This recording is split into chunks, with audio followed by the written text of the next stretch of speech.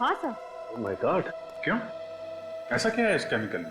ये एक ऐसा केमिकल है अभिजीत जो अगर इंसान के शरीर में चला जाए तो उसका ब्लड प्रेशर बहुत हाई हो जाता है, उसके दिमाग में तूफान मचने लगता है, उसे इतना ज्यादा गुस्सा आने लगता है कि वो अपने होश में नहीं रहता, बहुत ही हिंसात्मक वायलेंट हो जाता है, और ऐसी हालत में वो किसी का खून भी कर सकता है। मतलब सर बहुत ही खतरनाक केमिकल है। हाँ मीनू, इसीलिए इस केमिकल पर बैन है। कई देशों में तो इस केमिकल को जानवरों पर इस्तेमाल किया जाता है, ये पता लगाने के लिए कि आखिर वो जानवर कितना वायलेंट हो सकते हैं।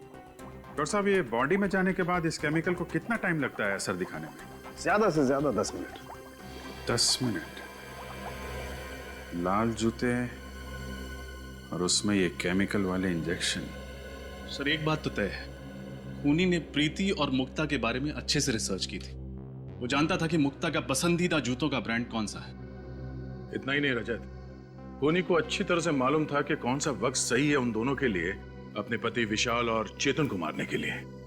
हाँ सर, अगर ये खून करने की कोशिश इन लोगों ने उस वक्त की होती जब वहां लोग मौजूद थे, तब शायद इनका प्लान फेल हो जाता। बिल्कुल हो जाता, कि वहां पे मौजूद लोग विशाल को बचा लेते।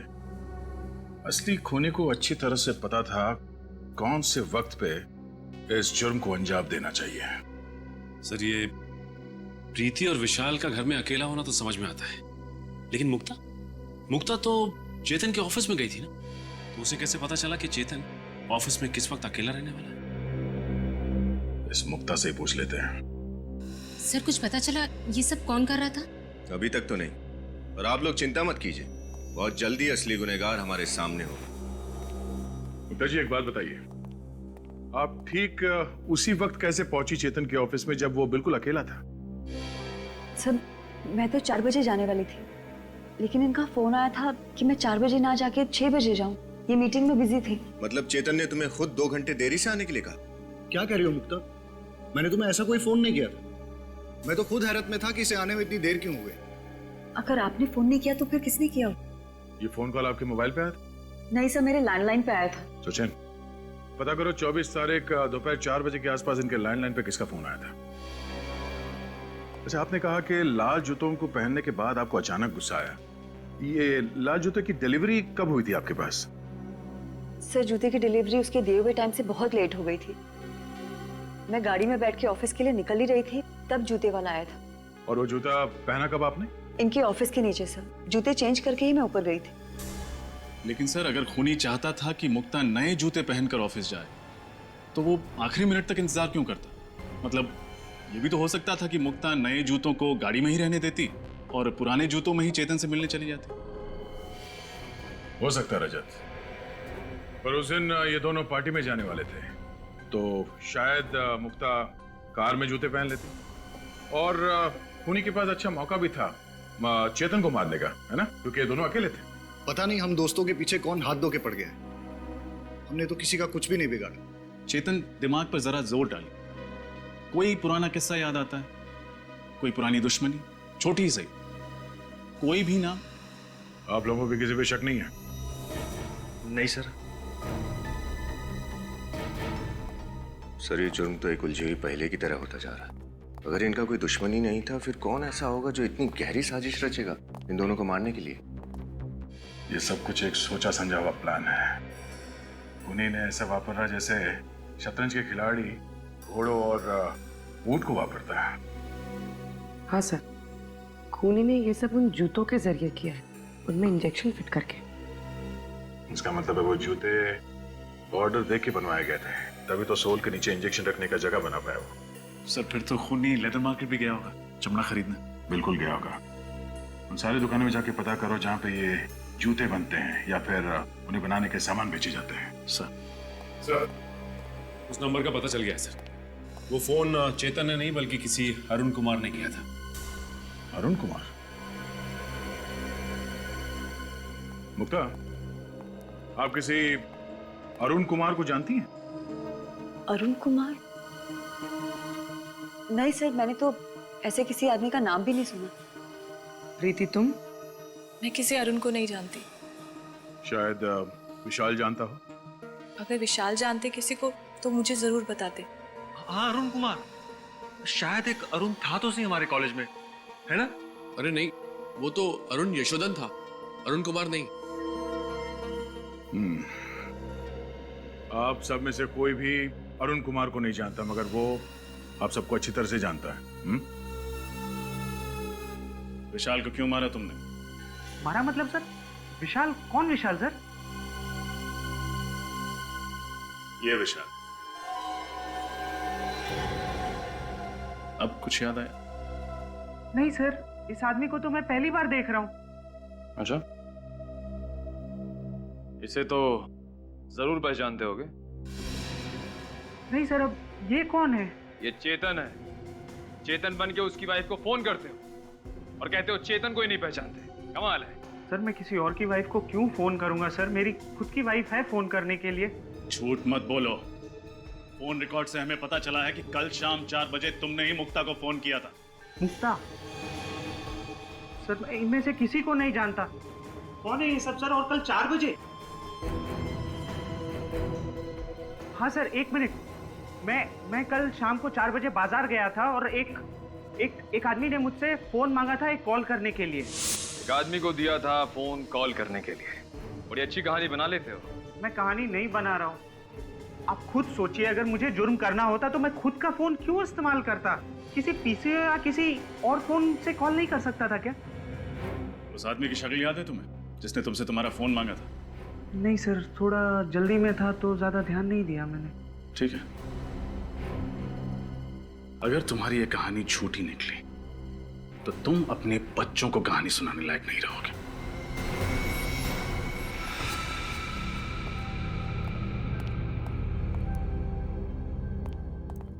क्या हुआ पीयूष? तूने हम लोगों को अचानक क्यों बुला लिया? मुझे तुम लोगों से जरूरी बात करनी है। हाँ बोलना। मुझे लगता है वो वापस आ गया है। व्हाट? पागल तो नहीं हो गया तू? अरे यार मैं ठीक कह रहा हूँ। विशाल ऊपर पहुंच गया। चेतन मरते मरते बचा। इससे पहले कि हम दोनों का टिकट कट जाए, हमें सब कुछ सीआईडी को बता देना चाहिए। दिमाग तो नहीं खराब हो गया तेरा? अगर सीआईडी को इस बात की भनक भी लग गई ना, तो तू सोच नहीं सकता वो हम लोगों का क्या हाल करेंगे। अरे यार जो होगा देखा जाएगा। यूं बेमौत मरने से तो अच्छा ही है ना। देख, अगर तूने सीआईडी को बताने की बात भी की ना, तो वो वापस आया हो या ना आया हो, मैं तुझे जरूर मार डालूंगा। अरे मुझे बचा ले यार। मैं पागल हो रहा हूँ, पागल। मेरा दिमाग फट रहा है, दिमाग। मैं मरना नहीं चाहता। मैं जीना चाहता हूँ। पीयूष, तू घबरा मत। कुछ नहीं होगा हम लोगों को। सब ठीक हो जाएगा। डोंट वरी, हम तेरे साथ हैं ना। मैं मरना नहीं चाहता हूँ, मैं जीना चाहता हूँ। मैं मरना नहीं चाहता। Please help me. कम।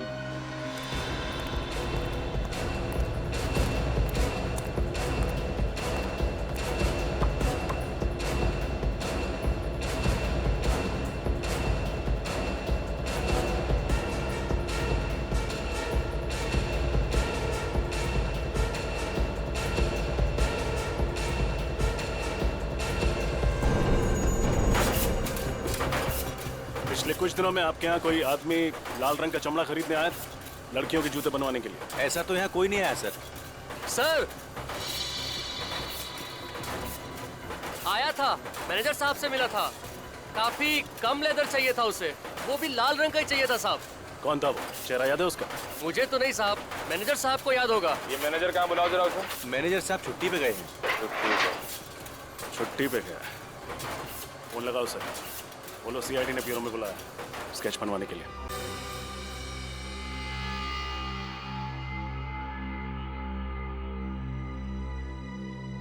पांडुरंग दगड़ू सरा। अरे पूर्वी, अरे तो यार, अरे पूर्वी, अरे वेरी गुड, तुमने तो कमाल कर दिया भाई।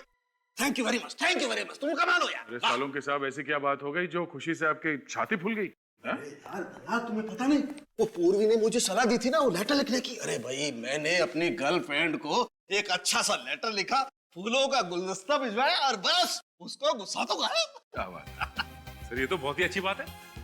मुबारक हो सर। अरे भाई रहने दो, अपनी मुबारकबाद आप अपने पास रखिए, पहले भी झेल चुका हूँ यार मैं तुम्हें। अरे सर, गिफ्ट में कैंची दी आपने और गलती मेरी। यार ऐसे वक्त पे कैंची की याद दिलाना जरूरी है क्या यार? मैंने कहा था ना सर, कि आपका लिखा हुआ खत पढ़ के वो खुश हो जाएगी? वेरी गुड पूर्वी, तुम कमाल हो।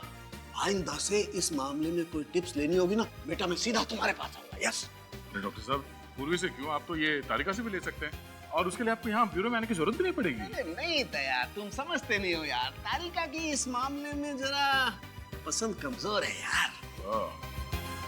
डॉक्टर साहब, अभिजीत के बारे में अगर कुछ कहना है तो मेरे सामने तो प्लीज आप। अच्छा, बुरा लगा ना, बुरा लगा, कोई बात नहीं है यार, मैं भी अपना वक्त बर्बाद नहीं करना चाहता ये डिस्कस करके यार। अरे मेरे पास टाइम नहीं है, मुझे फेशियल कराने जाना है यार। सर, फेशियल और आप? हाँ, क्यों? मैं फेशियल क्यों नहीं है?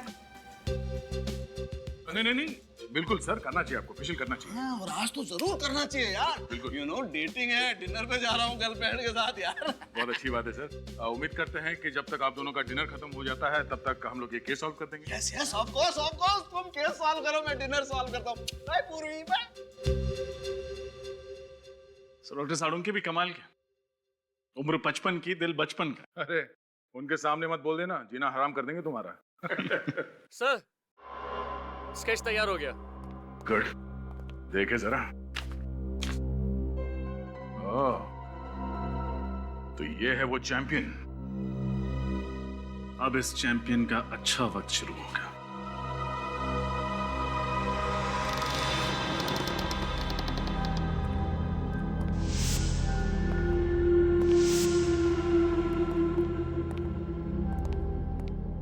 देखो कहां चिपके बैठा है।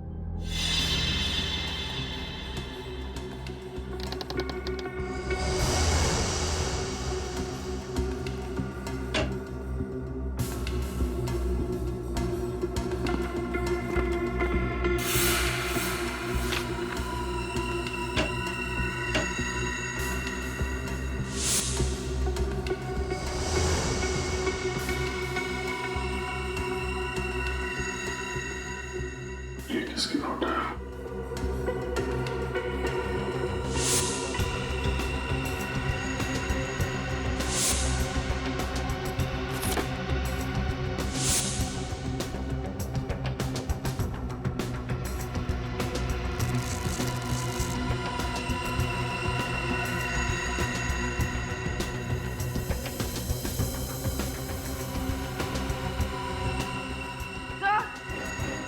हाँ बोलिए।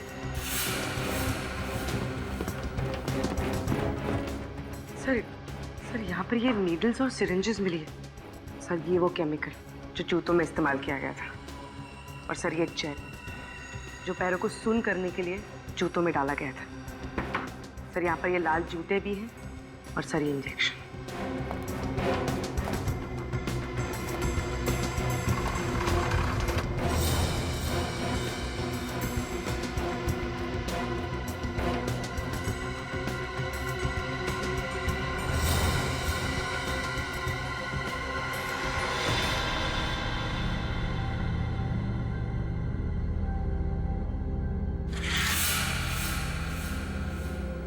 मतलब इन सब के पीछे पीयूष का ही हाथ है।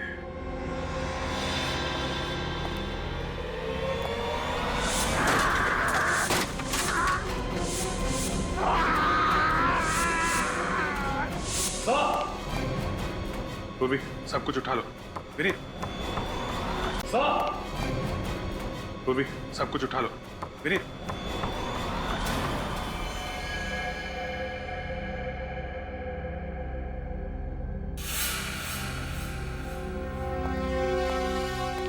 सर, पीयूष ने यहाँ मरा पड़ा है।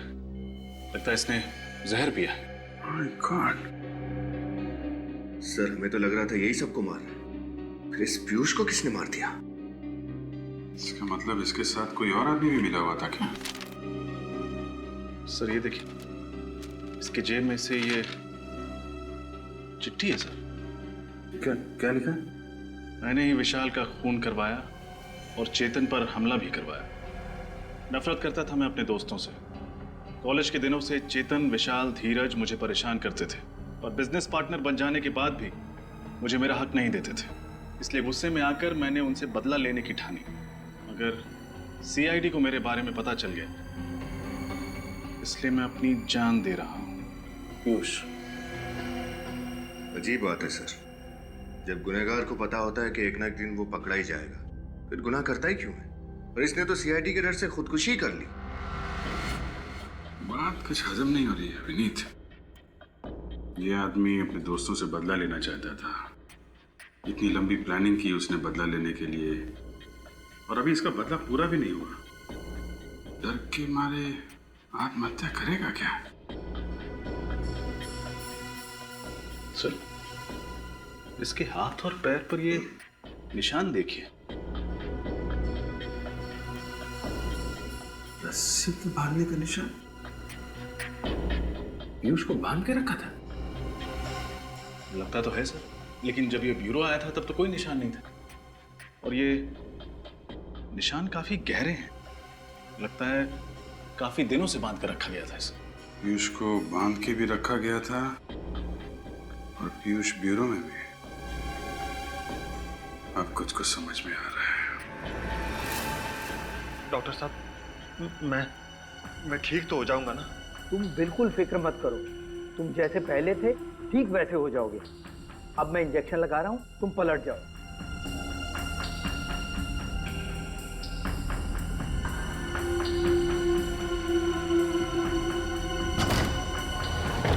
कौन हो तुम लोग? सीआईडी। पीछे हटो। चेहरा बदलवाया जा रहा है, हैं? चेहरा चाहे पीयूष का हो या अमित का, अंजाम तो फांसी ही है।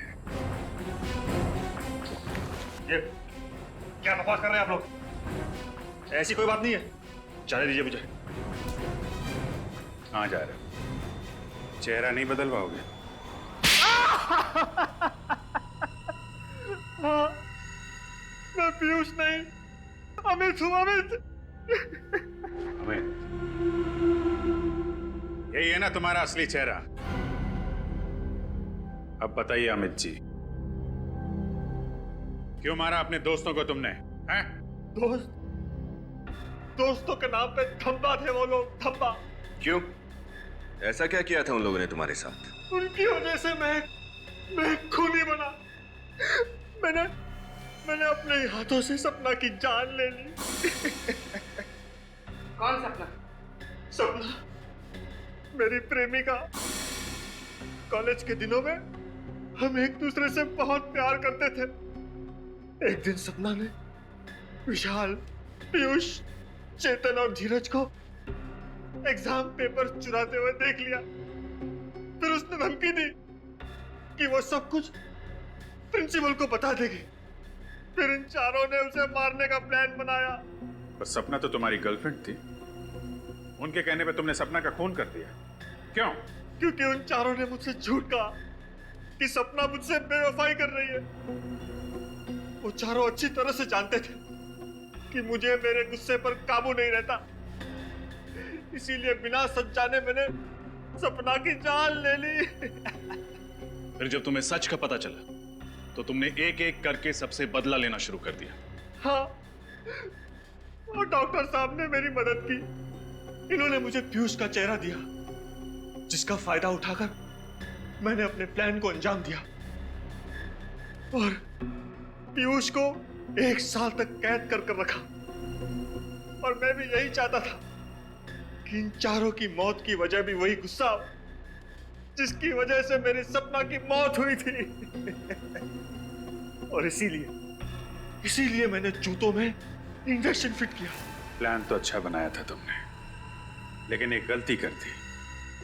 पीयूष के मोबाइल से आखिरी कॉल डॉक्टर साहब को कर दिया। सपना का खून किया तुमने। पश्चाताप के आंसू बहाने के बजाय अपने दोस्तों को भी मारा। तुम्हें तो फांसी ही होगी। और डॉक्टर साहब, आप पैसों की लालच में बिक गए। आपका और इनके बाकी दोस्तों का हिसाब तो अब अदालत ही करेगी।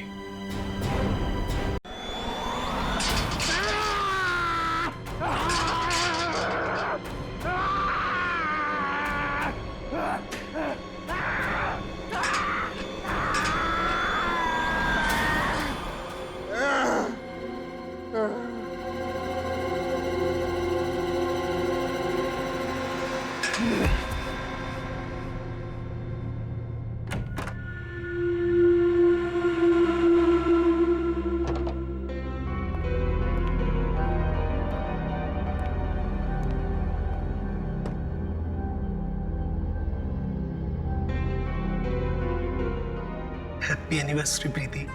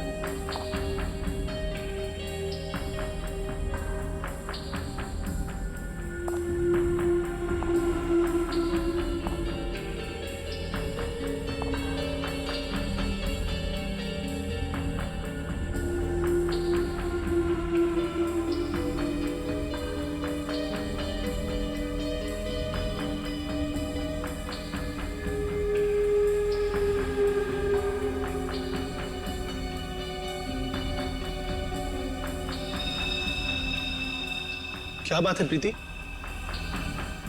तुम ठीक तो हो ना?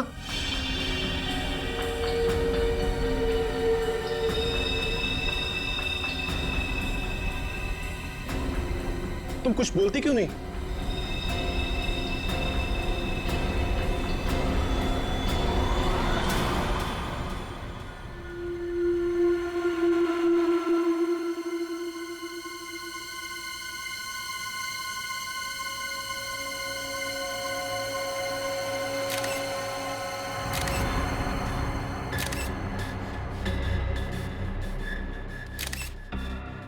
तीन, चार, पाँच, छह, सात।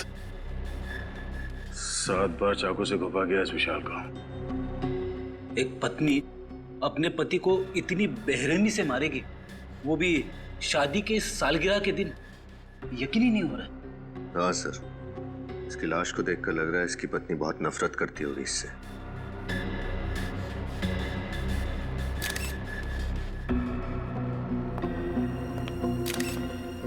आप लोग कौन है विशाल के? हम लोग दोस्त हैं सर। दोस्त? कब से जानते हो तुम विशाल और प्रीति को? सर हम उन्हें कॉलेज टाइम से जानते हैं सर। इन दोनों के बीच रिश्ते कैसे हैं, संबंध कैसे थे? सर वो एक दूसरे से बहुत प्यार करते थे। आज तक कभी उन्होंने एक दूसरे से ऊंची आवाज में भी बात नहीं की थी। अच्छा, तो आज ऐसी क्या बात हो गई कि प्रीति ने विशाल को इतनी बेरहमी से मारा? कुछ समझ में नहीं आ रहा है सर। प्रीति ऐसा कैसे कर सकती है? सर विशाल आज सुबह बहुत खुश था।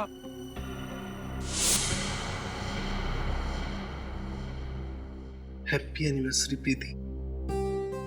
मैं दुनिया का सबसे खुश नसीब पति हूं जो मुझे तुम्हारे जैसी बीवी मिली। काश आने वाले हर जन्म में तुम मेरी ही बनकर रहो। क्या बात है, बीवी की फोटो के साथ इतनी रोमांटिक बातें हो रही है। अबे साथ में होती होगी तो ये जनाब तो शायर बन जाते होंगे। यार ये तो बहुत गलत बात है, दरवाजा खटखटा के आना चाहिए था ना। अच्छा, तुम लोगों ने मेरी सारी बातें सुन ली। अरे सुन ली तो क्या हुआ, तू हमारे कॉलेज का दोस्त है यार, लंगोटिया यार। और प्रीति को इम्प्रेस करने के तरीके हम ही से तो पूछता था। भूल गया? कैसे भूल सकता हूँ यार, मेरे घोड़ी चढ़ने का श्रेय तुम लोगों को ही तो जाता है। वो बात तो है, और इसीलिए आज हमें पार्टी चाहिए। हाँ पार्टी? हाँ, तेरी वेडिंग एनिवर्सरी की पार्टी यार। यार प्रीति से पूछना पड़ेगा। क्या बात कर रहा है यार, उसे पूछने की क्या जरूरत है? अरे सरप्राइज दे देते हैं उसको, वो खुश हो जाएगी। आइडिया तो अच्छा है, ठीक कह रहा है तू। मैं भी कुछ ऐसा ही सोच रहा था, है ना? तो आज रात 10 बजे पार्टी पक्की। Done done done done. और फिर जब हम अंदर घुसे तो हमने देखा विशाल जमीन पे पड़ा हुआ था। और प्रीति उसके पास बेहोश थी। और हाँ, प्रीति के हाथ में एक चाकू था, खून से सना हुआ।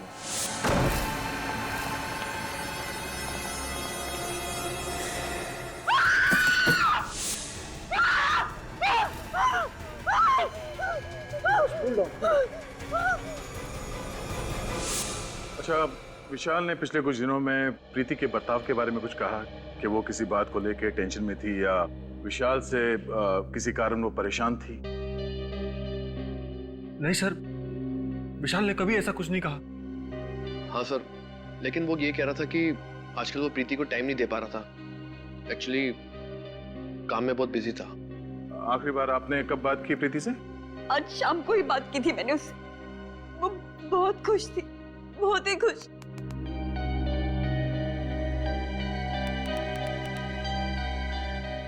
सर, प्रीति, प्रीति, प्रीति, क्या हुआ था यहाँ पे? प्रीति, तुम ठीक हो? हमारी आवाज सुनाई दे रही है तुम्हें? सर लगता है सदमे में है। सर, कहीं ये एक्टिंग तो नहीं कर रही है सदमा लगने की? श्रेया, काम करो, इसे ब्यूरो लेके चलो।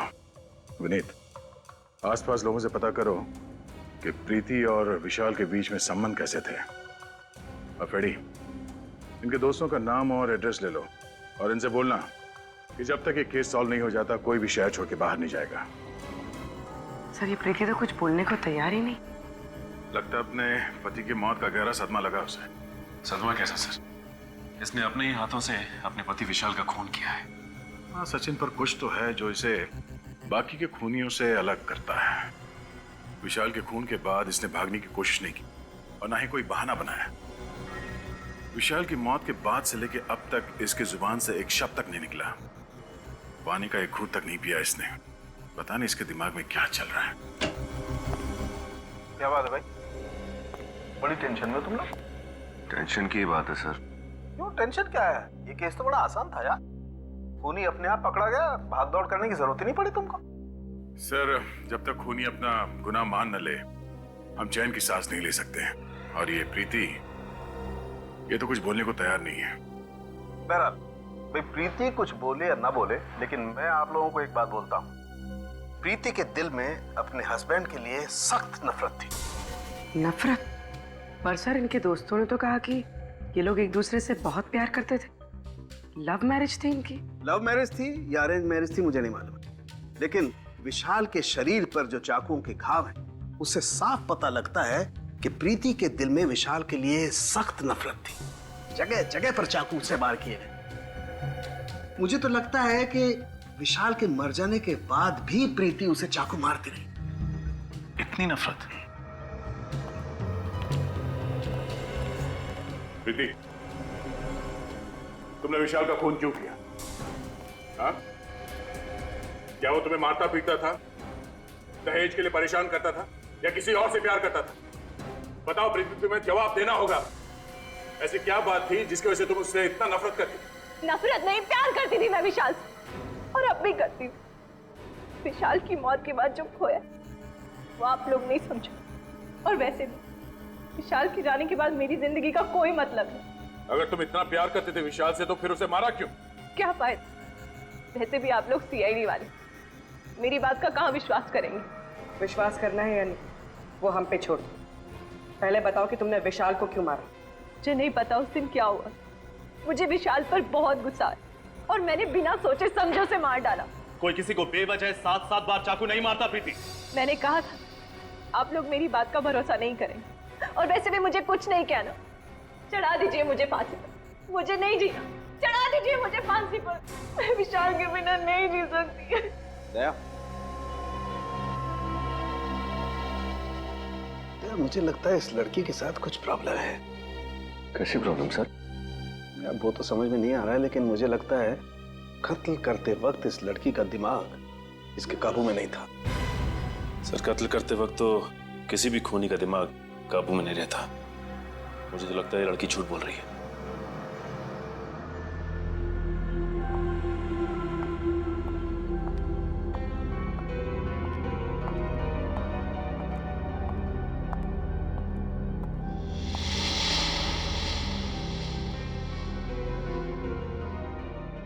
आ गई तू?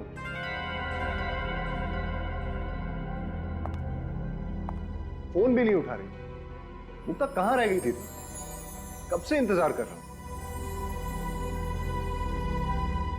क्या हुआ? सब ठीक तो है ना? ओह, समझ गया। लगता है इस बार तुमने फिर से क्रेडिट कार्ड की लिमिट एक्सीड कर दी है ना? डोंट वरी, मैं कमादा किसके लिए हूं यार? तुम्हारे लिए। अभी बहुत लेट हो रहे हैं, चलते हैं, ठीक है?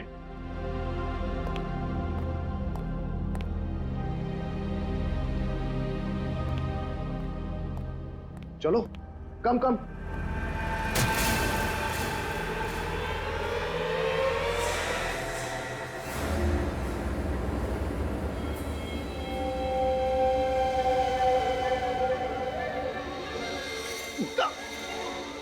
ये क्या किया तुमने? क्या कर रही हो ये?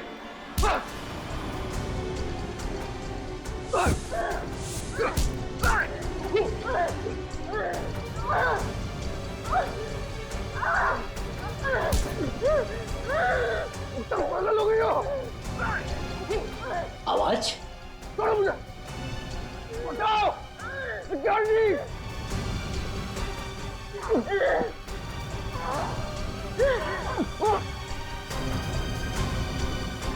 मुक्ता छोड़ो! क्या कर रही हो ये? मैं क्या कर रही हूँ? अरे छोड़िए! आप क्या कर रही हैं? अरे छोड़िए मैडम! ठीक तो है ना सर? मुक्ता, ये क्या कर रही हो? पागल हो गई हो? होश में आओ!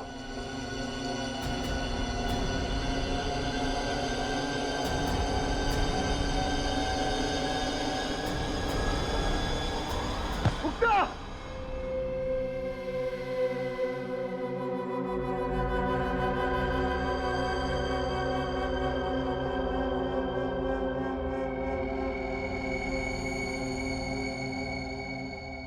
मुक्ता, अब कैसी हो तुम? मुझे माफ कर दो चेतन।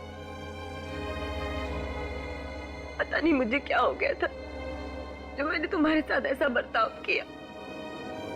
इतनी चोट पहुंचाई है मैंने तुम्हें। अरे कोई चोट नहीं आई मुझे। देखो देखो, एकदम हट्टा कट्टा हूं मैं। हाँ, लेकिन मुक्ता आपने ऐसा किया क्यों? आपको ऐसे अचानक गुस्सा आने की वजह?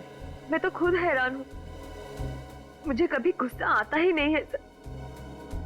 और फिर बेवजह इतना ज्यादा गुस्सा कैसे आ गया मुझे कुछ समझ में नहीं आ रहा। मुक्ता ठीक कह रही है सर, मैंने इसे आज तक किसी से ऊंची आवाज में बात करते हुए नहीं देखा। गुस्सा होना तो बहुत दूर की बात है।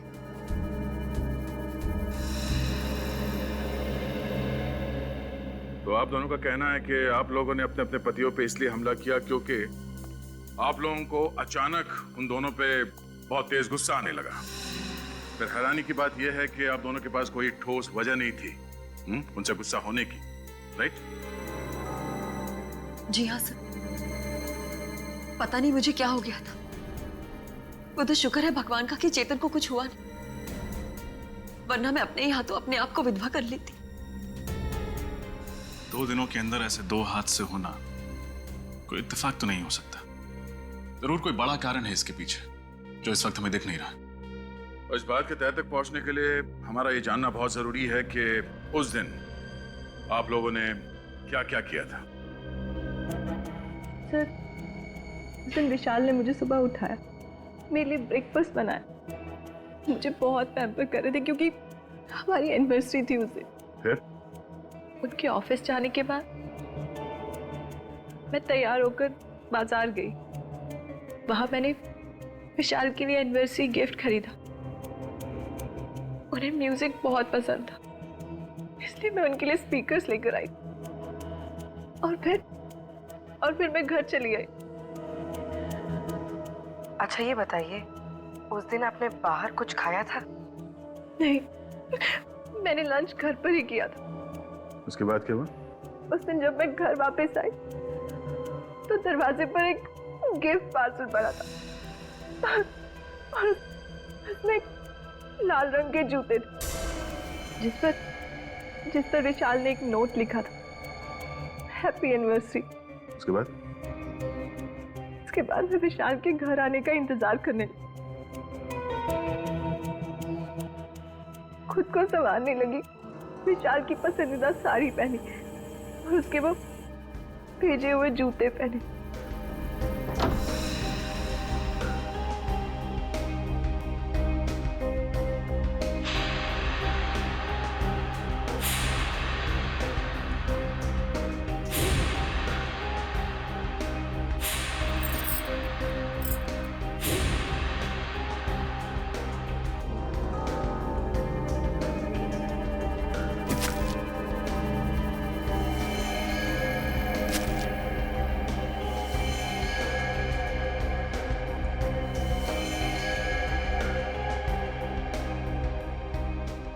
और जब वो घर लौटे तो मैं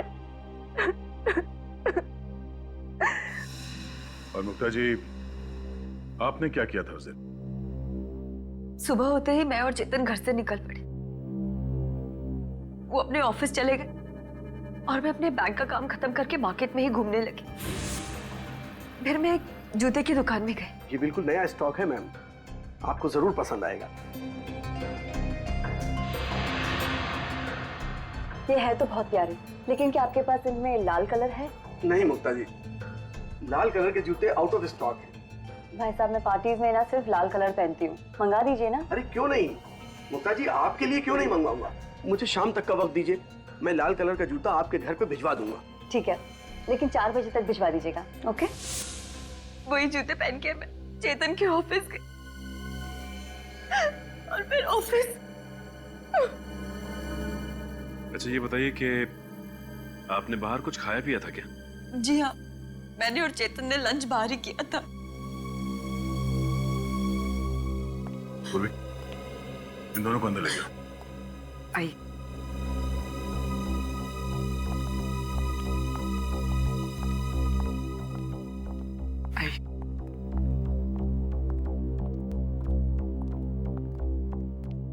सर, दोनों कहानियों में एक चीज कॉमन है, लाल जूते।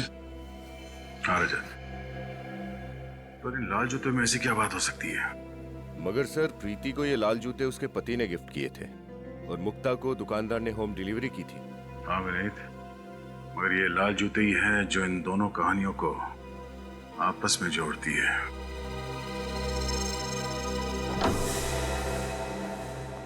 घर की अच्छी तरह से तलाशी लो, देखो लाल जूते कहीं मिलते हैं क्या।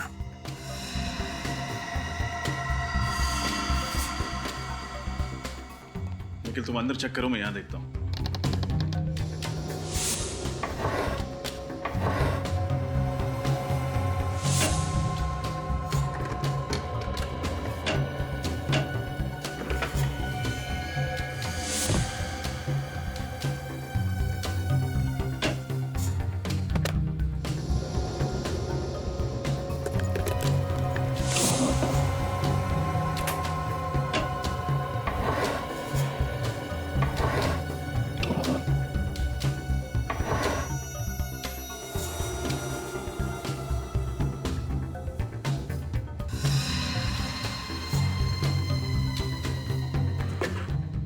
यहाँ तो कोई लाल कलर के लेडीज शू नहीं है।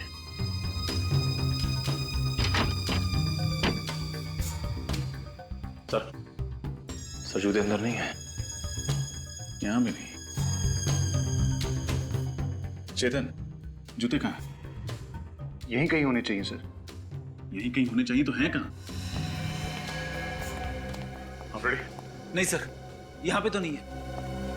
सर, बेडरूम में भी जूते नहीं मिले।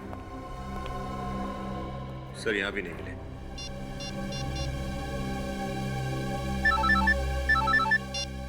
हाँ बोलो। हमने मुक्ता के घर को अच्छी तरह छान लिया, जूते नहीं मिले। इसका मतलब साफ है कि गड़बड़ उन जूतों में ही है, इसलिए हमारे पहुंचने से पहले खूनी ने वो जूते गायब कर दिए। ये लाल जूते गए तो कहाँ गए? सर, ये केतु है, मुक्ता जी के घर यही गया था जूते देने। सर मुझे कुछ नहीं मालूम सर, मैं तो सिर्फ जूते देकर वापस आ गया था सर। थोड़ा याद करके बताओ, जब तुम मुक्ता को उसके जूते देने जा रहे थे तो रास्ते में कुछ हुआ, शायद तुमने थोड़ी देर के लिए जूतों को लवारिस छोड़ दिया हो, या फिर किसी ने उन्हें बदल दिया, कुछ अलग, कुछ अजीब, कुछ भी।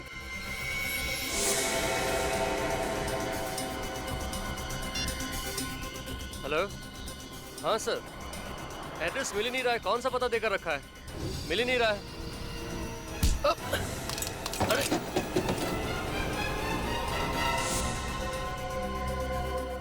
तो इसका मतलब जो आदमी केतु से टकराया उसने जूते बदल दिए? हो सकता है पंकज, और अगर जल्दी ही उन खूनी जूतों का राज पता नहीं चला तो शायद कुछ और पति मारे जाएंगे अपनी पत्नियों के हाथों।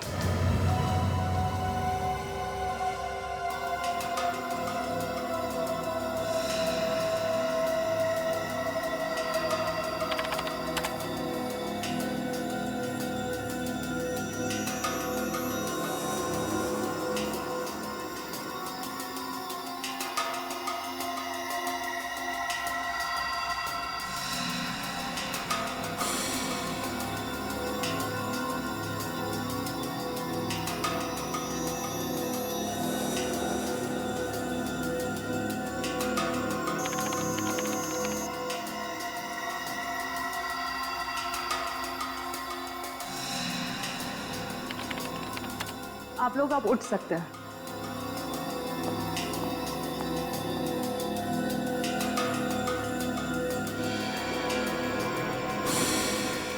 ओ, ये चक्कर है।